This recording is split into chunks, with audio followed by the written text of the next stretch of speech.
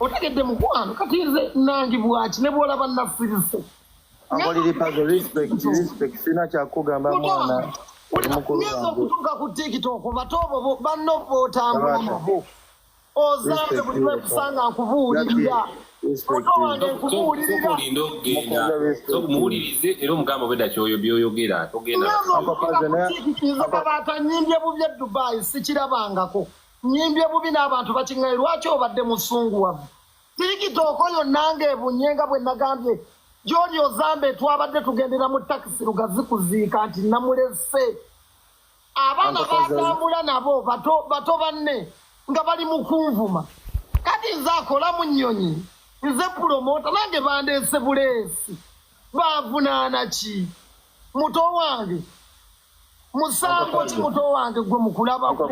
Uncle Pazo, sigenda kuddaano okwogera bingi. Kasita ogedeko eri abantu n'ogera ekintu kyode kyo muto wange njagala obeere mumativu mu mutima. Lwaki nkujjonkera mu byensi eno? Yenze ku nnyonyi, ennyonyi ngirinako akakwate kabaata. Ndi mutabani wa Museveni. Ndi mutabani wa Saamu Kuteesa akulira airport. Pazo, onalabika atidde kwogera. Obadde tabayo kabaata. Ndabira wano nga ddogo naye nze njogera ebigamba ate nze sina kyentya. Kubanga olaba mwanaffe kale oba nkugambye nti mwana obaffe twabonaabona nnyo kati. Muto wange byoyitamu nange mbiyiseemu. Kati olaba no Pazo sina kyengenda mugamba. Geto yakuyingira si kyabinifu. Olaba Pazo yangamba ekigambo. Pazo yangamba yakenyini yangamba agenda kuntwala e Dubai. Nze muto wange akutwala nasanyuka busanyusi nga tuli ku posta y'emu. Nesiza akutwala muto wange. Bantegekanga gwe. Obwedde muto wange musaba promota. Lwaki omwana temwamuleese? Obwedde amuyombesa. Ankoliri Pazo. Nyinza okuba nga nkuwa ekitiibwa kyo naye ate kyokozeemu just ne bakuyita ku live nosooka ne weebakamu kindazeemu. Abantu benshi tebabiwulira ne bw'oyogera otya tebawulira nze nandikoze ntya.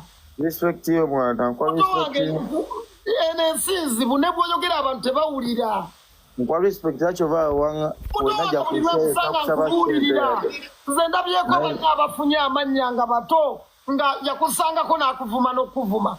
Kati essaawa ya leero nga yakugamba nteeka mu mmotoka tugende tuyimbe mu Mubende nze bampeeyo $5,000 Uncle Pazo. Saagala otuuke mu mbeera eyo.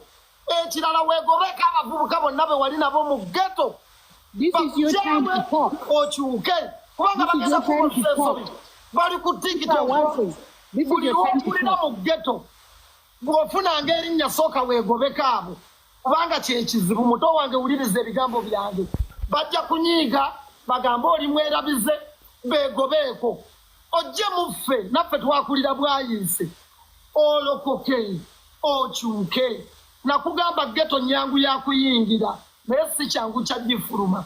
Abavubuka abo obwedda banvuma ku TikTok nga balinga abagamba ennyonyi takisi. Twabadde tusimbula 8 n'ensimbula takisi ogendeko abasanda okuziika. Nakulese siri mutabani wa Saamu Kuteesa, siri booking agent, siri promoter, sinze pilot. Muto wange nakoze eki? Pazo obedda agamba mbu bakubidde essimu n'obagamba oli mu saaluuni. He's always in saloon. He's always in saloon. You should know his schedule, okay? Find out his schedule. Find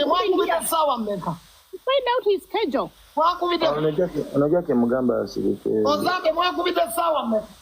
Are you shutting me up? You telling me to shut up? Hozambe bidani He's telling me to shut up. Jackie, one ebintu si ya kuulirize. Jackie katuulirize olonga abiddamu. Hozambe biddemu ng'obiddamu obinyumira nga Pazo. Togamba okugamba osirika sisobola kugamba asirika. That's exactly what you just told me. Shut up. Naye era tosobola mugambira wano kusirika. Nyasirika. Yeah, you just told me to shut up. That's like in English. You told me to shut up. Tabayo njaga banyo oyina mugamba mu bulungi si mu kumulagira asirike. Ate mugambe tasimugambe Jackie soko osirike. Mugambe Jackie kasoka ayogera ebyo bidda byayogera Pazo abiwulire. I'm a Pazo talk. Hozambe. Twatuuse ku airport mwana. Pazo uliriza Hozambe alina ensonga zisoko ziwulire. Wonna tuuse ku airport nga twakatuuka twatuuse essaawa emu. Ne tukubira abapromota nga balaga nti nno omuzannyo gukyaliwo ne batupa ku ssaawa ne bansaba ebintu bya maama wange byonna twabibawadde ne tubagamba ne maama wange nzize naye. Ne bagamba ate maama wo tojja naye tufunye omuntu ogenda naye. Ne kati ate wayisewo eddakiika ntini nnyo ne bagamba mwana liri Pazo tumukubira amasimu takwata tetutegeera lwaki katwamuwa miliyoni zaffe 4. Ne tugezaako okuba ku ssimu ya liri Pazo nze kennyini ne ngezaako gikubako eraga teyitamu ne baba wakuba ku ssimu yo neyitamu n'akubuuza liri Pazo liruddawa. Liri Pazo kennyini n'agamba ndimakinge ku saaluuni.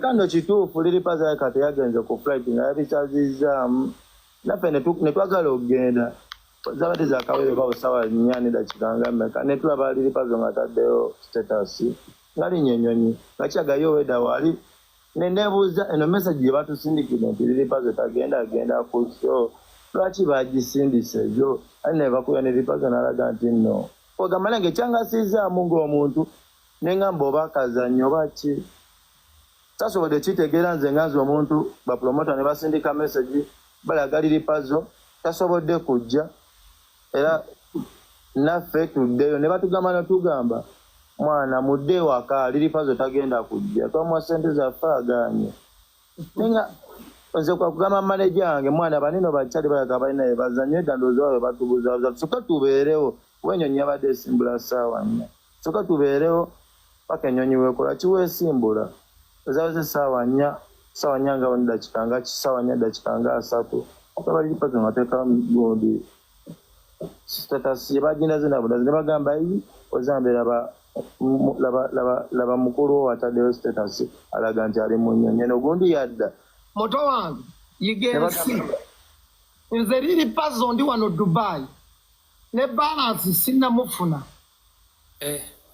wandabyeko nga njogera ekintu kyonna nti tebampadde balance ensi oluusi ebintu bwe tubiraba si bwe bibeera otegeera muto wange ensi eno nzibu kati gwe mu byonna kimaliriza kizinga nze liri Pazo naye sooka bwebuuze abantu abo bapromotera obwedda kyembabuuza ati omanyi lwaki liri Pazo nga bagamba ekintu kimu omwana muto nibabuuza nnyo omwana muto atya nti omwana batugambye tufune omuntu ayinza okuba nga amuzaala liri Pazo omanyi lwaki byempulira omanyi nze sandyogeddeko ggwe era ku live sanditaddeyo gundi eyo nga njogera obanga nkwogerako naye ekyandeteddwa okwogerako batusindikidde voice note nga kiraga nti ggwe togenda kuyimba kyegeera kyekyasinza okunnuma mu byonna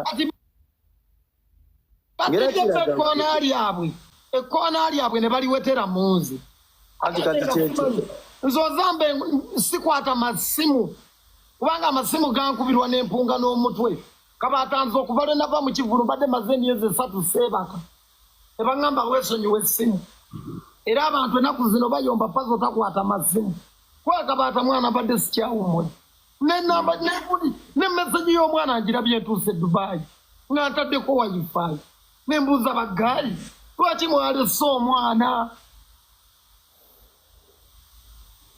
nze kabaata saagala nnyonyi saagala buli lwezirinya azimba ebigere saagala n'ozimba ebigere bagambye ku ssente ze mwabadde mumpa mukwateko miliyoni tuyiyeyo omwana bw'aba akyali Uganda omwana mumuyiize mumuleeteko Dubai ajoge atambule liri Pazo kyokujukiza mu kantu olina kweyogedde ku live n'ogamba bampe miliyoni emu banteke ne ku live balabe nti nno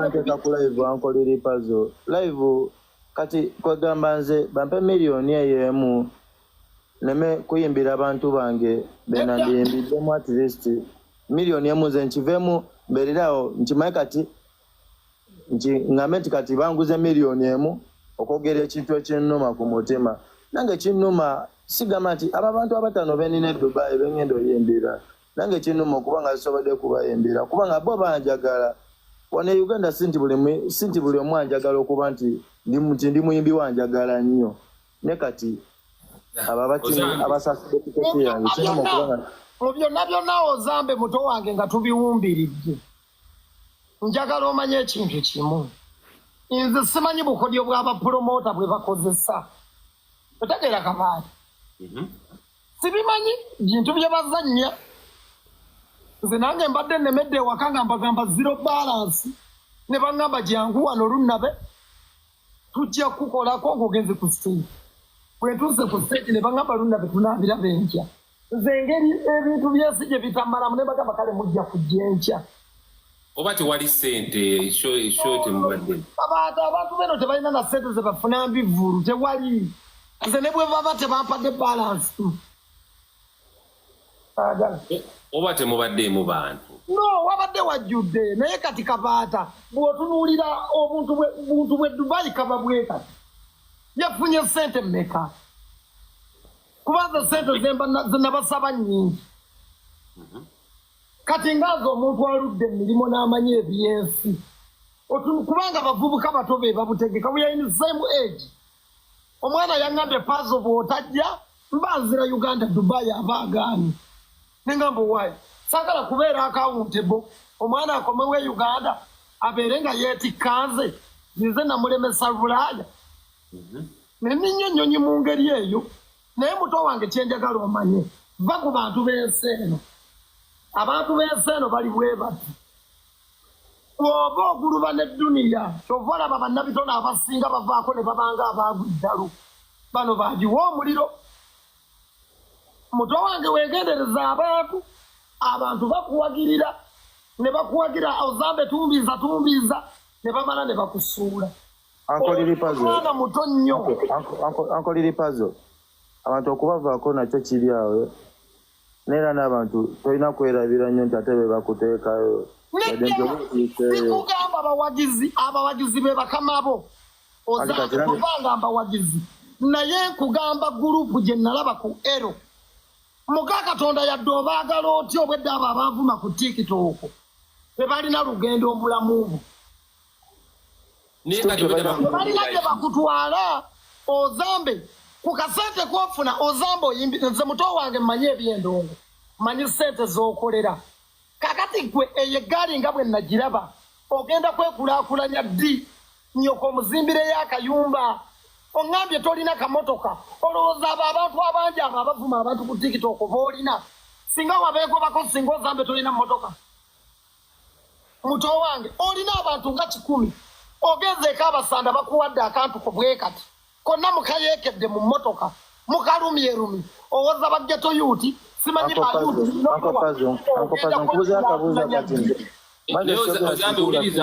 Hozambe ulirizamu Pazo kyagamba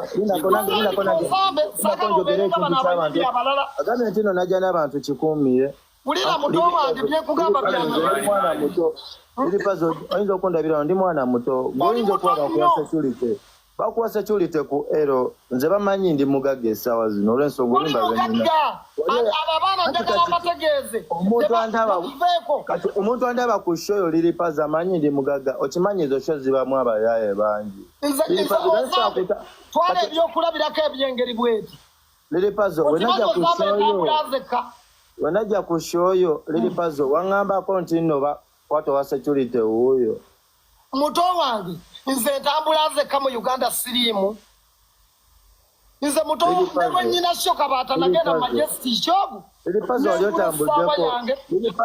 Pazo wali otambuddeko liri Pazo otambula ku show oli muyimbi munene naye wali okubyeko iti ye yasooka walaba bye wayita abansuula omulundi ogwasooka mbakubuulire abansuula gyali mikwano bwe nakuba iti nava nabe bwayise miliyoni nga namba nemba kubala wuumu nga nyimbira emitwalo 3 olumu kunyimbira 3 nga bazikayanira nzire wange n'emitwalo emeka bwe namala okugwa bonna ne badduka era bwe bagenda okukola bonna bagenda kuleka otuuke muntu nze mbadde n'oluyimba mwana gwe baluyita genda ogula emmotoka natuukako nga n'omuntu emitwalo 5 nga n'emitwalo 5 tagimpa kupafominga muto wange emakindye waliwo abayimbi abalina n'eyiti ezisukka mu 4 ng'akugamba nteeka mu mmotoka tugende opeeyo emitwalo 5 nze ne bwe baba tebannaze ennyinde saagala otuuke mu mbeera eyo muto wange ogambye tolina mmotoka oluyimba lwo singa wali teweetaddeeko abo bantu abavubuka emiliyoni nga 10 owaza baggeto yuuti bakuweeyo obaweeyo kaki oyimbira mmeka oneekulaakulanya ddi oyambe batoobo oyambe nnyoko muto wange njagala oveeka weempopangisa ennyumba emakindi ove kwaba abavubuka weetaaga bantu muto wange weetaaga bantu neweetaaga abo bavubuka weetaaga bantu maanyi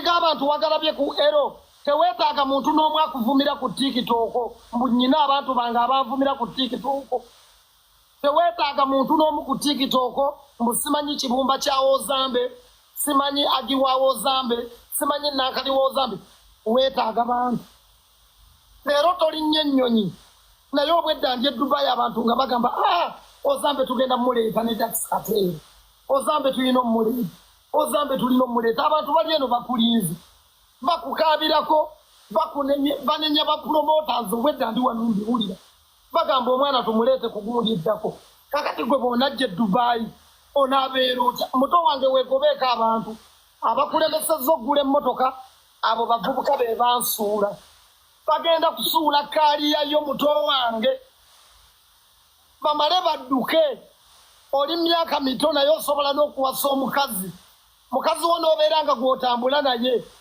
nga bwe mufuna emitwalo 3 yagikwata nakugamba zino osaaga zino nziboye tugende tuguleyo akamotoka k'ekibanja mpona va ku bavubuka otambula n'ekigaali kingi abo simanyi buli omu yaggulawo akawunti ekuvumira muto wange bagenda kusuula okugwa kubi kuliriza nze nagwako agala okeere ku makya nga tolina kyakulya nga wayimba bagenda kuseka tokaaba Pazo z'abantu basekerera muto wange nze sirina nsonga lwaki neekiika mu mukisa gwo kuba muto wange nakakusinkana emirundi egyo buli lwekusanga nkubuulirira nekukuba ku bifuba nekugamba muto wange topowa oyo muvubuka bamukozesa nyonoone ng'oluyimba lwekudi lwakafuluma nga waliwo omuyimbi amuwadde miliyoni 2 n'amugamba agenda oyogera oluyimba lwekudi mbugwe waluwandiika singa essaawa ya leero buli nnyonyi gye nninya singa kwali naye yayonoona n'afiirwa omukisa ali ku Salama atambuza bigere talina future muto wange weesiimye ffe tukubye yiiti nga tukuze gwe n'okuba ne yiiti nga ne passport okyali ku myaka emito omanyi kyekitegeeza okuba sitanga oli muto basajja bakulu bakubye yiiti waliwo gwe mmanya yambala obuwala obubbi bamuyitaani kitaka nedda waliwo omulala omuvubuka musajja mukulu nnyo bamuyita kisisunda bisimanyi bisundasunda musajja mukulu ayambala akantu bwekati n'ogamba kitango ono ku myaka gy'aliko ali mu kigundi kigira naye ofunye omukisa oli muto emikisa giri ku saidi yo taata nze sirina nsonga lwaki nkulemesa sinza akola mu nnyonyi bajja kugamba ebigambo naye mutima beera mu matima era singa kabaata nsobola okwogera ne promota we South Africa ngenda kwegayirira DJ Kirasco gwe naagende South Africa omwana ono agendeke South Africa nja kukuuma nja kulabirira neze sirina nsonga lwaki nkujjuukira nze ebizibu by'oyiseemu byebiseemu muto wange ku bantu ate njagala weegobeka abavubuka olijja nonneebaza abansuula 2016 baali bavubuka ebyebibinja nze ntambula bwogu tewali yali antayizizza naye abantu 100 ogenda baliisaaki gwe buli zoonaakolanga obawe oli kuba ghetto youth nakula nabo tolina maamawo tolina batoobo kolerera future muto wange kati kewayimba yiti fesi yo yafa buli lwonaayitawo ng'otambuza bigere abantu bajja gamba awuyo yayimba yiti atambuza bigere yagwa eddalu fesi yo yafa teriddamu ne bwokomaawo fesi yo yafa ne bwodde wammwe ku kyalo bajja kugeya ono yali muyimbi naye bw'obeera omuyimbi ng'olinamu akantu ko ne bwe bakugeya ne bwogwa nga weevuga wenyuga nze muto wange nkubuulire nja kugamba ebyamoseke oluyimba lw'enkudi baluvumye naye omanyi byenkozeemu ekyo kiri bakyalala nga nkusanze nze ne ku kyalo kwembeera njula kusengukako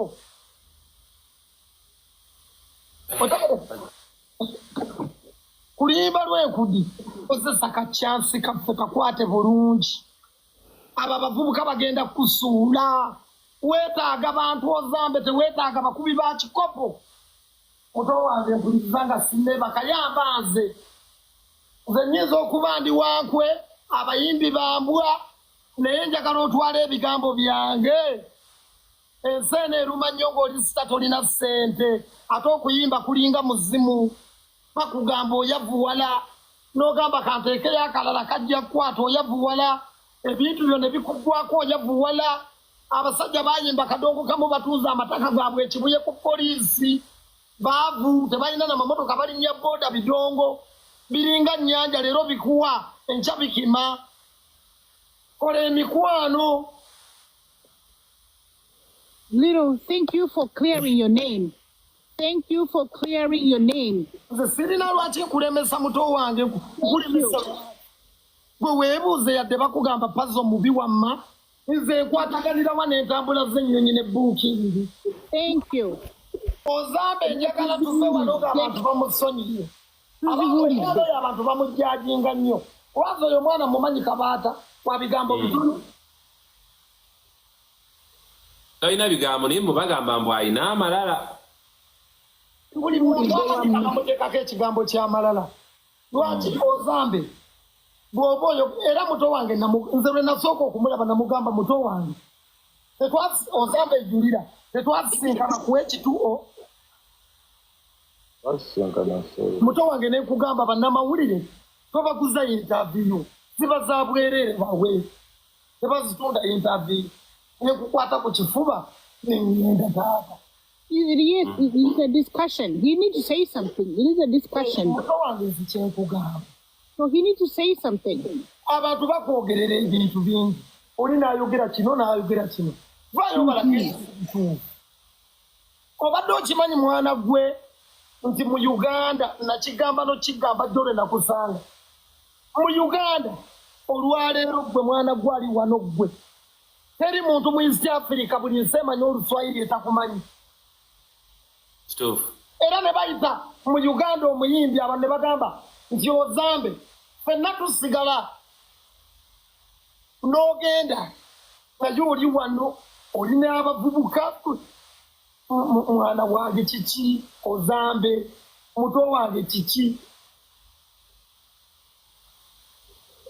saagala obeere nga bavubuka b'emakinge nandi bakubuulidde abaakubayo obuyimba ne batuvuma nga kati agamba nteeka mu mmotoka tugende tuyimbe mu bendo mpeyo 5 weebali emakinge oba oyagala mbakubuulire ensi ebawalula toboogera bajja kunyiiga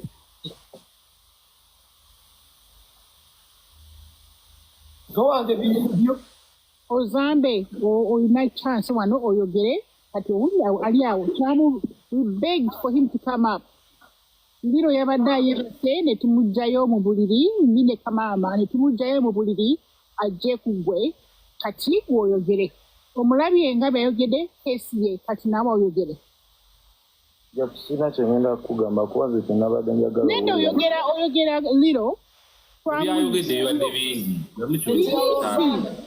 twamugjeyo mu buliri omanyi lwaki abantu batwagadde nnyo ennaku zino Hozambe twamugjeyo we are real abantu bwe baba baagadde okuwa ku ssente nga sigwa obasamye be free like me from a number to 0759 7 43 81 nze ngisomye nvuddeko kikyakikulemesa wano okusoma enamba y'abantu bakuwe miliyoni 5. Thank you.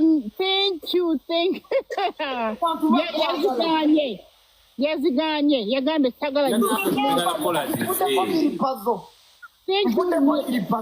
wesomere enamba abantu bakuwe ssente Na yaganye.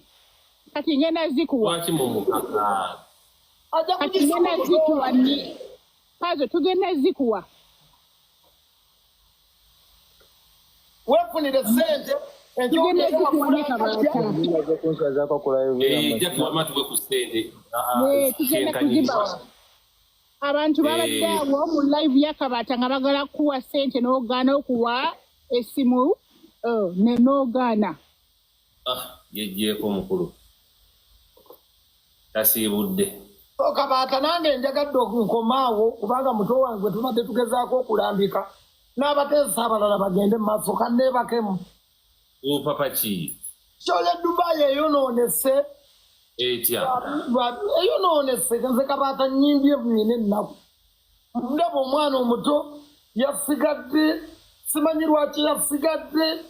Abavubuka bali muno mu Dubai bali bati omuliro bakuma guti bali bati buli omu ayogera kyasanze. Kati wali gugo banenya, gugo baliko go bavuma. Bali bati omuliro waliwo obwedda gw'okyazizza wano ali ati yenna akoledde ali ati yenna alinga ababirira ayogera ebitakwatagana. Simanyi mbaddeyo mu sho abantu babadde bajjudde sho ng'ejjudde. Ati mbaddeyo mu sho naye era abantu bagambye era no kugamba no